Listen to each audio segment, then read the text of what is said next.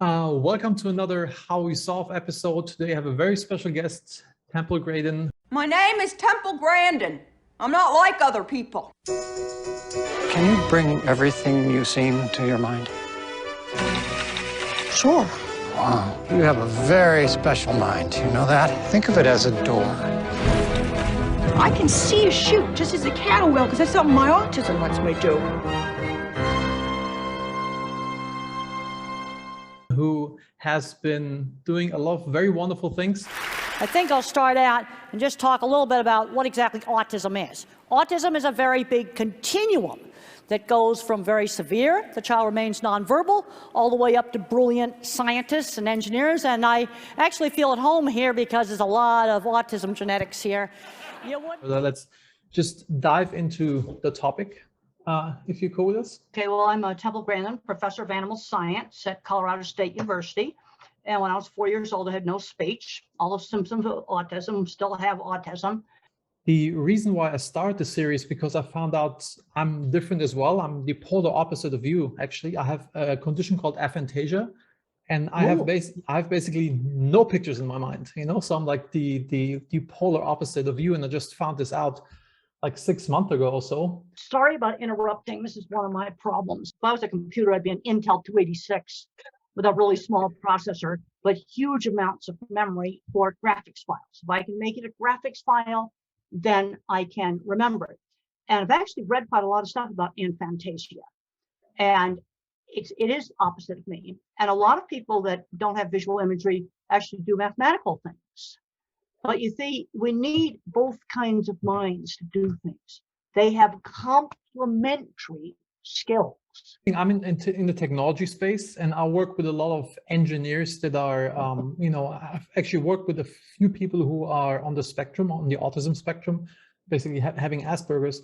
And I tend to be able to get along with these people really well, kind of being the other link of, helping them to, work with the rest of the team and, getting their horsepower on the street, because they're very capable, but they lack on other elements. And I found that there's a good symbiosis between how my mind works and how people who are on the autism spectrum, or especially having Asperger's, I've been getting along with those folks really well. And I'd like to ask you how, for a manager who managed somebody with autism or being on the spectrum, how can a manager, if they, hire somebody or find, realize that somebody on the team has this condition, how can they help them to be more productive? What can they do to make them shine? Well, I'll tell you that, but also about 20% of the people I worked with, engineers, I've been up to Silicon Valley, half those programmers have undiagnosed autism. Here's another famous person who came out on a comedy show, Saturday Night Live. He has autism. And when this book first came out 6 years ago, I marked the pages where I thought he was autistic. Oh. And now I can say it because he said it. So it's a very wide ranging. And you actually get three kinds of specialized thought in autism. You get the object visualizer like me, who thinks in photorealistic pictures. You get the more mathematical, visual, spatial, thinks more in graphs and patterns, often good at music. And then you get the word thinker, who is completely verbal. And you also can have some of these different kinds of thinking with the people that are not autistic either. But the thing is, the autistic person tends to be more extreme, an extreme object visualizer, an extreme mathematician. And the first step is realizing that these different kinds of thinking exist. My kind of mind is very associational. Okay, you ask me a key word for something, I'll make associations that maybe to the verbal thinker doesn't make sense. But when I explain them, they make sense. So you might want to give me a keyword, pretend I'm Google for images, and give me something original, not house, car, dog. Give me something really original for a keyword, and I'll tell you how I access my graphics files. I'm curious what you see in your graphics when I say aphantasia. What pops into your mind? Aphantasia. I see the word. Now I'm getting a very inappropriate visual picture of the old Disney movie Fantasia, Okay. because it sounds similar to Ant Fantasia. But then I'm trying to figure out what not having visual thinking would be like. So now I'm seeing a situation where I had dinner with a speech therapist. This comes up as pictures. I'm sitting in her house. I can remember the position where I'm sitting. And I asked her, we were at dinner at her home, and I said, can you visualize your office over at the university? She says, no, I can't. I just know it's to the right, 2 doors down the hall. Mm-hmm. There was, I've talked to, before I knew about aphantasia, I had discovered on my own people with no visual thinking. Rare. Now, why did she go into a field like speech therapy? Because that doesn't require any visual thinking. There's also a lot of scientific research, and I covered some of the scientific research in my book, The Autistic Brain, that shows that there is science that shows that the object visualizer and the visual spatial mathematician are 2 kinds of thinking. This is actually scientifically documented. You see, like an engineer is one approach to design. The industrial designer, and basically I'd be an industrial designer, has the visual approach or the art approach, engineer the mathematical approach. But you need to have both. And let's take something like the Mars rover. It has beautiful hand-done wiring on it. That was not done by mathematicians. Mm-hmm. Yeah, let's give the guy in the shop some credit here. There's the thing I'm finding when I talk to people is that I get along with the mathematicians fine. We figure how we're different because we're both bottom-up thinkers. In other words, we plan our projects really carefully. You take the data and you don't make wild theories. Verbal thinkers make wild concepts, but they don't know, I should say wide concepts rather than wild.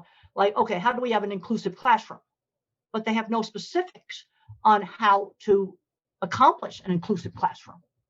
How do you actually do this? That's me. And I think in concepts mainly, and I'm not very detail oriented, so I need somebody on my team who helps me to figure this out. I'd like to get back to how can I empower and how can I help people who are on the spectrum if I work with. All right, let's talk about people on the spectrum. First of all, do not be vague with them. Okay. There's a scene in the HBO movie Temple Grandin where my boss slammed down the deodorant and said, "You stink, use it." And some people on the spectrum, hygiene is not good. No, you need to pull them aside in private and tell them they need to clean it up. It's fine to have purple hair or whatever. That's fine, but you can't be a filthy, dirty slob. And the other thing, in terms of the workplace, some people have problems with certain LED lights that flicker. So the entire office would be like a strobe light. That'd be horrible. Now, not everybody has this problem. It might be only 10 or 20%, but it really bothers them. Some people need a really quiet place to work. Well, I went into a big room at a tech company recently, just a couple of years ago, 100 people in this big room at bench desks, big picture window on one side of it. So they got lots of natural light. That was good. So you wouldn't have the flicker problem. Absolutely silent, glued to their computers, noise canceling headsets on, absolutely silent.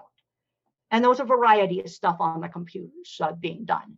Some stuff was obviously programming. Somebody had a graphics file up, but also clear instructions of what to do.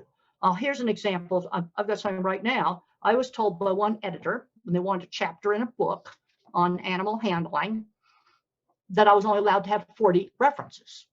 I can only have 40 references, that's all. So I left, then the reviewers are saying, well, why didn't you reference that? Why didn't you reference that? Well, because I was told I only could have 40 references. So I've just now written back to the editor, a different editor, saying that one of the editors said I could only have 40 references. Now, if I can have more references, I'll do every single one of those references that reviewers want. And I would have done them if I hadn't been limited on references. You see, I have to give you a specific example of how to do it. I don't think in abstractions. Okay, so kind of cater to this, to the individual, kind of figure out like, is light bothering them or is sound bothering, whatever kind of. Well, first of all, you have to make sure you don't have a sensory issue. Also, people with autism need specific instructions. Like when I was out doing design work all the time, I'd go into a big beef company and we were going to remodel the whole front end. I've got to know exactly what the scope of the job is. New construction's easy, just show me the site plans. But let's say we're doing a remodel job. I need to know what I can tear out, What stays? Is the land on the other side of the fence yours? Can I design something on it?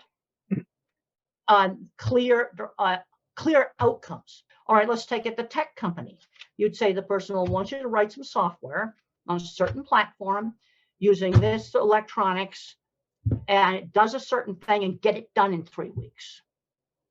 See, that's specific. Where a specific example, what not to do is just, we'll develop new software. It's And so you funny. can give them something really hard to do, And as it's long like as it's specific. specific. Yes, this was my experience with somebody who was on my team who was on spectrum. I worked phenomenally well with him because I was always, kind of really being specific in what I would like him to build. And my business partner was not getting along with him at all. I don't know what he did, but he was like not able to get him productive. So I guess he must have been rather vague in terms of the scope of work that they provided him. But with me, it was like always flawless, and he was like the best performing individual I ever had worked with in this regard as a developer. But my business partner, just like it was never worked. Always had to go through me, and then mathematical minds are going to be specific. Now, the thing I find all the time, I do a lot of talks at autism meetings, and I do a lot of talks at veterinary meetings, and they'll ask these vague questions that are impossible to answer. My dog is crazy. I'm not kidding. That's a question that I got from somebody, and there's no way I can answer. Dog is crazy. I assume you're because you've been dealing with this topic long enough that you're self-aware that you then kind of like do follow-up questions to get it more specific. Oh yeah, I have standard questions now. I troubleshoot it in a standard way. The first thing I like to say with an autistic child, I got to know the age. If it's a 3-year-old, I've got a standard early intervention talk for that. But now when the kid gets older, what is the problem? Is it bullying in the classroom? He's having trouble with reading. Maybe there's sensory problems. How verbal is the kid? I have to know a lot more. And then usually I can give an answer that works. Working with an engineer, for example, we could develop with him a standardized questionnaire so he can kind of like really drill down if something is unclear. Somebody gives you a task that's unclear, ask like these questions, like how much time do I have? What's the budget for this? What's blah, blah, blah, blah. What are the specifics that I have to build? So he's not, because I felt that when my business partner communicated with him something, he was like just spinning, and not getting things done, getting like lost in certain details and not being able to focus on the right stuff. Well, the first step is realizing how the different minds can work together. Right now, we're working on a book on visual thinking, and I was looking up some original drafts I wrote. Boy, I could sure dig up the science. But very associational, not that well organized. And then Betsy, my co-writer, man, she knows how to organize it. I don't know how she does it. But when it comes to explaining something mechanical to Betsy, she can only understand it if she experienced. I was trying to explain leverage to her. She finally could understand it when I said, well, about prying the lid off a paint can. That's something she had done. Another question I'd like to ask you is like, how do you handle emotions that come up? Because like, I watched a movie, I just rewatched it. My wife is like a huge fan. She watched it multiple times. Really, really amazing. Dealing with emotions basically, because I've seen this also, with people who are on the spectrum that they, kind of struggle with that. Do you have like any tips on? Well, first of all, my main emotion is fear. Now that is pretty well controlled now with antidepressant medication, which I've discussed in my book, Thinking in Pictures. One of the problems I have in a lot of social situations, let's go back to them, that Intel 286 chip with massive memory, a couple of clouds for graphic memory.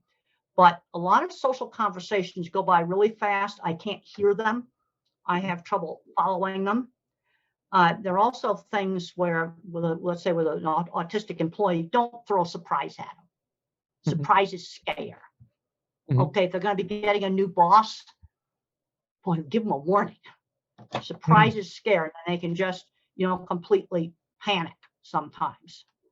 They have to have the right kind of boss. And then there's certain things they are extremely good at doing. And I worked with skilled tradespeople, 2 of them that were autistic, undiagnosed. They had 20 patents each of mechanical devices And one of them sells it all around the world. And there's a big business doing this. And this is another reason why I'm very concerned about taking classes like shop out of the schools, taking art out of the schools, taking theater out of the schools, cooking, sewing, because these give the visual thinkers places to do things where they can excel. You know, they have robotics classes. My job would be the mechanics. We'll have somebody else do the programming. You see, that would be the different minds working together. Let's come together. But I'm very concerned that all the math requirements now are screening out the visual thinkers. And you need that guy that works in the shop who can fix anything. And he's not getting replaced, or she is not getting replaced. How do you self-diagnose, you know, like, I guess, that you are on the spectrum? You know, I think it's if it's severe, then, you know, like like in your case, you know, it was. Is things like, okay, I have problems with interrupting, not following conversations, not fitting in, feeling like an outsider in a lot of social situations. Like last night, we had a really nice party that one of the faculty members' homes. I had a great time there. It was outside and I could talk to individual people one at a time. That works really well for me. But when everyone's sitting around chit-chatting, one of the problems is I can't hear the conversations. Like sensory overload? Auditory processing problems. And fast, I'm not fast. And the thing is, I got emotions. I can get scared really easy, panic really easily. But the thing I get really excited about is doing cool stuff. Like I had a chance to visit Cape Canaveral and go in the vehicle assembly building. And I sat in the launch director's chair of the original control room for going to the moon. That was really super cool. See, that's the sort of stuff that turns me on. Getting really, really turned on by stuff I do. I have friends through shared interests. We can talk about horses together, talk about animal behavior, talk about building stuff. Yeah, this is what I've been seeing with engineers as well. They're like, if they really blossom when they can geek out on a certain topic that they're into with others that are into this.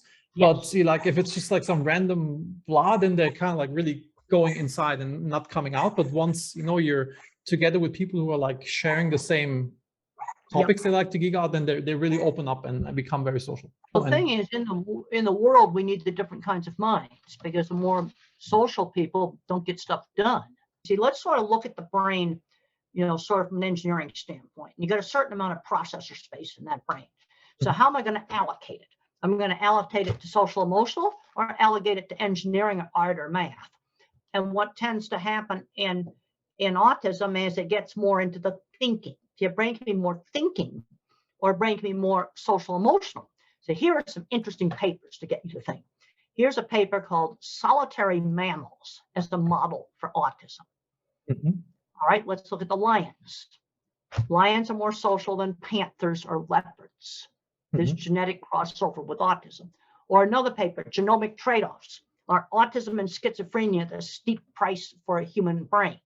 The same genes that give us a gigantic brain are also involved with autism and schizophrenia. Well, and they're actually opposite conditions. And you can get extra circuits in certain places in autism. That's why you get skills like extreme visualization. I've had my brain scanned with and I've got a gigantic trunk line for visual thinking. I think I saw this in your TED talk. You know, it was like very, very, very like triple or even more the size of, you know, the control group, right? Was the red one versus the blue one? How do you? Well, and then I can't do algebra. So I don't have abstract math. You see, I can't make a graphics file. Now I can learn how to do something like pi times the radius squared to find the area of a circle. That's no problem. And now when I'm seeing that, I'm seeing a hydraulic cylinder, for example. You see, I use that for a very practical thing. And when I talk about finding the area of a circle, I see stuff where let's say a water tank, for example. Things where you might need to find the area of a circle or the volume of the tank. Everything visual. Everything is visual. And I just memorize pi times the radius squared. I just memorize that formula. And I use it for certain specific things that I can visualize. Math in the abstract, I can't do. in the movie, you were trained, I think, I don't know, did you do this with your mother, or I think with the farm where you were, with like seeing different faces and like, angry, happy, to kind of like learn these visual cues. And do you think it makes sense if, somebody's on the spectrum, or you work with somebody who's on the spectrum who lacks these social skills, that you kind of, confront them with this and help them to do these types of training? Or do you think it should be done like at an early age, or like how much time does it take to pick this up, and to well, get better in at the 50s, it was normal practice. When I was a child, when I was in elementary school, primary school, it was normal to teach basic social skills like shaking hands, taking turns, table manners. And when I did something wrong, they would, tell me, well, use the spoon to stir your drink, not your finger. They would give me the instruction. And I think kids need to learn that. But there's kind of an emotional connectedness that other people have that I don't have. For me, it's also something with my aphantasia. When somebody tells me, that they're going through a tough time or something terrible happened to them, I logically empathize with them, but I'm not really showing the empathy, like, oh, poor you, and like these type of things. And I'm over the time, and people have like been kind of upset about this, that I'm still staying so cool or cold. And I've, working on kind of learning to some degree, like, bring up these emotions or play these emotions. Well, that people I've just feel more comforted. Learn from both reading stuff and experience that I have some people that I've talked to that they've had some really rough times, and I actually helped them. I think I helped one person save their marriage just with things that I logically told them.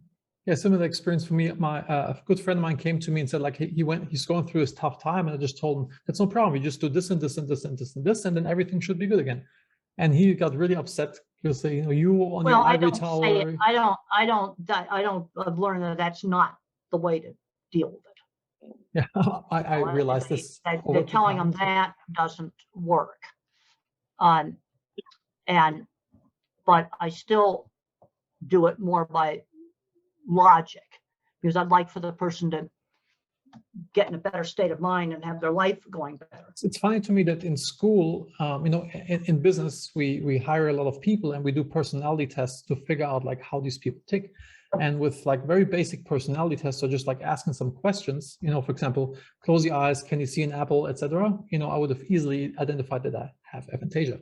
It's similar with the visual thinkers. I think this could be fairly easily done to, via that everybody takes a standardized personality test when they go to school, to find things like this out, and to then really cater to this how different we are, so we go on the right track.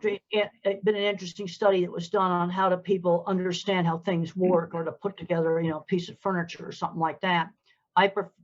Or even in a scientific paper, I'd rather just look at the graphs, look at the tables, look at pictures of stuff, than read a long verbal description of the results.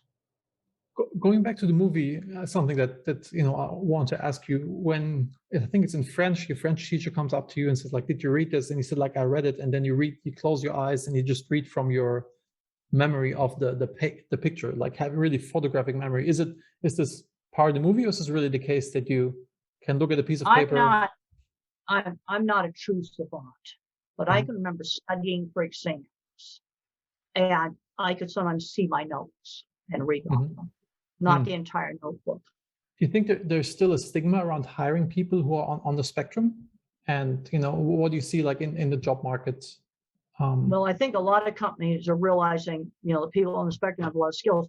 I mean, throughout my career, I've worked with lots of people on the spectrum who are undiagnosed. I've had grandfathers and grandmothers coming up to me all the time to find out they're on the spectrum when the kids get diagnosed. So why did that person end up with a job? They had a paper route at age 11. Also, in my generation, social skills were taught. Also, grown-ups corrected children. No matter where you went, grown-ups would correct you. Yeah, these days, people would throw a fit like, don't talk to my kids. Like I'm responsible for. People became very sensitive about this. But I think it takes a village to raise a child. So it's always helpful when other people are chiming in. Yeah, and there is a problem with discrimination. The young thing I learned very early is I learned to sell my skill, which was designing livestock handling facilities. And so I would simply, when I went to do an interview, I would show people my work. Here's my drawings in my book, Thinking in Pictures. I learned to sell my work, not myself.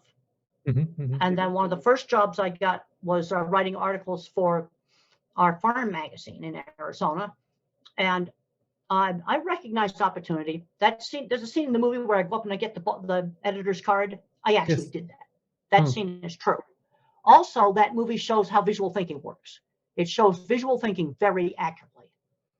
It also shows my projects. Things, those are accurate. Now, there's some stuff they had to change around, but visual thinking, my projects, the main characters, those things were accurate. And I got that card, and then I produced a good article. I'm really happy that, you know, your mother was so persistent and helped you to become the person who you are, because you did so many amazing things. You had such a positive impact in the world for, you know, the treatment of animals in these facilities, and also for, you know, for other people who are dealing with autism and or being on the spectrum, which is the other thing. In the autism field, there was a lady named Donna Williams, and she had visual processing problems. So when she did art, visual art, it was very abstract. But when she did sculpture, it was photorealistic. In other words, she could feel it. I thought that was interesting.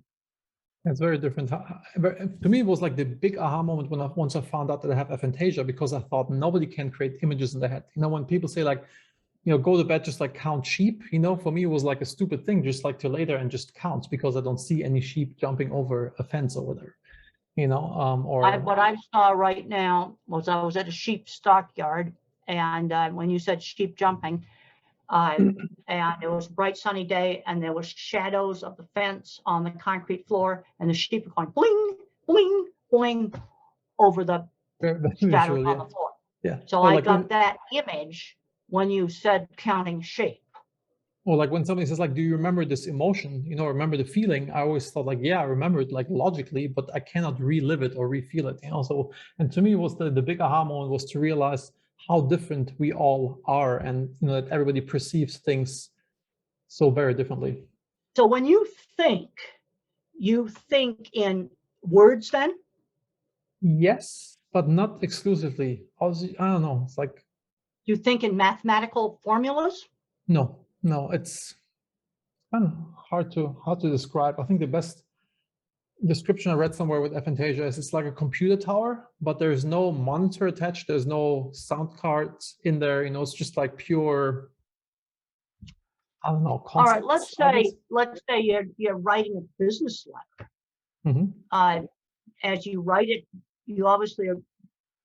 Do you hear or see the words? Do you hear the words in your head when you write something? No, I think about the concepts of what I want to do, or like what I want to achieve, and you know how. But no, when you think about the concept, like Betsy, my co-writer, she thinks completely words, and she just gets the words. I get a picture, she gets words. So let's say you want to write, I am going to the store to buy groceries. Okay, so you write that. Do you have any words in your head when you write that? Yes, I think so, yeah. Okay, so that's verbal thinking then.